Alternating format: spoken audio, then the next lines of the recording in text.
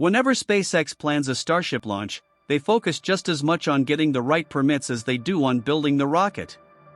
This level of scrutiny is unique to the United States. Even if your rocket is perfectly built, you can't launch it without the proper permits. After the launch, multiple agencies review every aspect of the mission to see how it went. If they find any issues, they have the power to stop future launches indefinitely. Last week, we saw another Starship launch that achieved many significant milestones. However, the FAA was still reviewing the launch for days and finally released their findings. In this video, we'll dive into the details of their review and discuss what it means for Starship and whether it poses any challenges for SpaceX and Elon Musk. Before we delve any deeper, please make sure to subscribe to our channel for future updates about Starship and SpaceX's other groundbreaking achievements. Looking back at the initial orbital flight tests, especially the first one on April 20, 2023, the FAA posed a significant challenge for SpaceX. This initial orbital test was eagerly anticipated, but the lead up to the launch was marked by delays and regulatory hurdles. SpaceX had to undergo an extensive environmental review process before getting the green light from the FAA.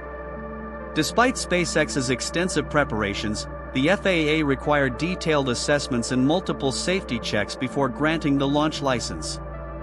When the launch finally happened, Starship successfully lifted off but exploded over the Gulf of Mexico just 3 minutes into the flight due to a mishap. Musk has been clear about his frustrations with the FAA. He criticized the agency's regulatory framework as outdated and ill-suited for the rapid pace of space innovation. He once tweeted that the FAA's regulations were designed for a handful of expendable launches per year and that under those rules, humanity will never get to Mars. The April 2023 launch led to an extensive investigation by the FAA. The agency identified multiple root causes of the mishap and outlined 63 corrective actions that SpaceX needed to implement. These included redesigns of vehicle hardware to prevent leaks and fires, strengthening the launch pad, and adding more rigorous reviews in the design process.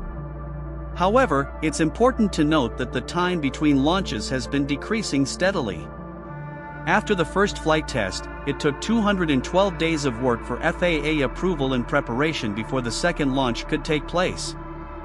Following this, it took 117 days to launch for the third time. The most recent fourth launch occurred after just 84 days. This acceleration is largely due to a more streamlined process with the FAA, along with less preparation needed from SpaceX. The introduction of systems like the water deluge system and the reduction of initial damage repair time have also contributed to this faster turnaround.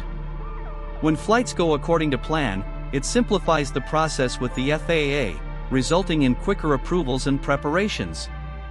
What made the fourth flight approval process different was that the FAA and SpaceX reached a unique agreement before the launch took place. SpaceX proposed 3 specific scenarios that would not require a mishap investigation: the failure of the vehicle's thermal protection system during re-entry, the failure of the vehicle's flaps to provide control during re-entry, and the failure of the Raptor engines during the landing burn. The FAA analyzed these scenarios, assessed the risks, and confirmed that they met public safety requirements, subsequently approving them. This agreement meant that if any of these 3 issues occurred during the flight, SpaceX and the FAA would not have to conduct a formal mishap investigation. This was a significant shift from the standard procedure where any failure typically triggers a detailed investigation. By pre-approving these scenarios, the FAA allowed SpaceX to focus on the overall mission success without the potential delay of investigations. During the fourth flight, SpaceX encountered several major problems. For example, there was an engine failure, loss of heat shield, and damage to the flaps. While these issues indicate that repairs and upgrades will be necessary, the pre-approved scenarios mean that the FAA can overlook the engine issue as it was part of the agreed conditions that would not trigger a mishap investigation. This streamlined process allows SpaceX to prepare for the next flight without the usual procedural delays. The issue with the flap will also be reviewed rather than investigated by the FAA. During the descent, one of the flaps failed to operate correctly, resulting in a loss of control.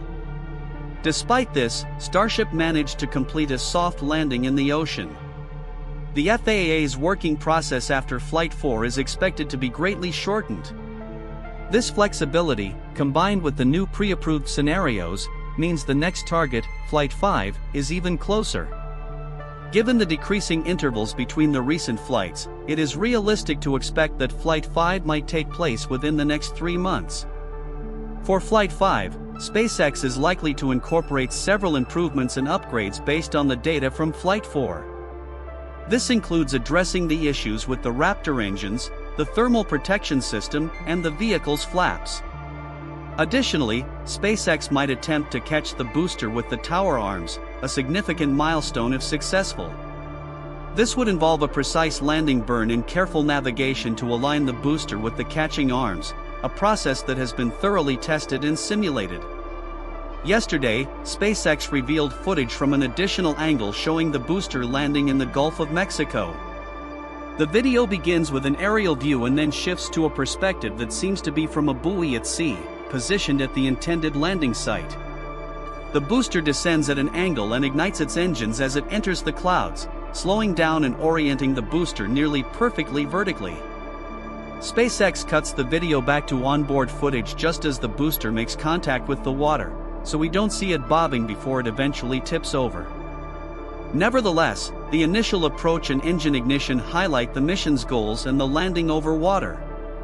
Before the launch, SpaceX emphasized that the fourth flight test shifted their focus from achieving orbit to demonstrating the ability to return and reuse Starship and Super Heavy.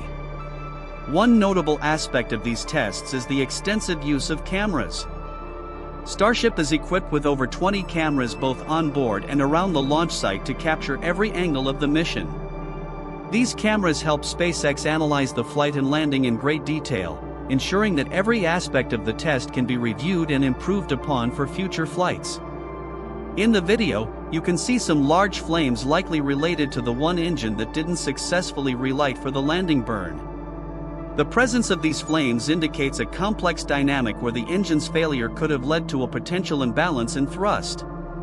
However, the design of the Super Heavy booster includes redundancy to account for such scenarios. The booster is equipped with 33 Raptor engines, of which only 12 were required for the landing burn. This redundancy ensures that even if one or more engines fail to ignite, the remaining engines can compensate to achieve a controlled descent.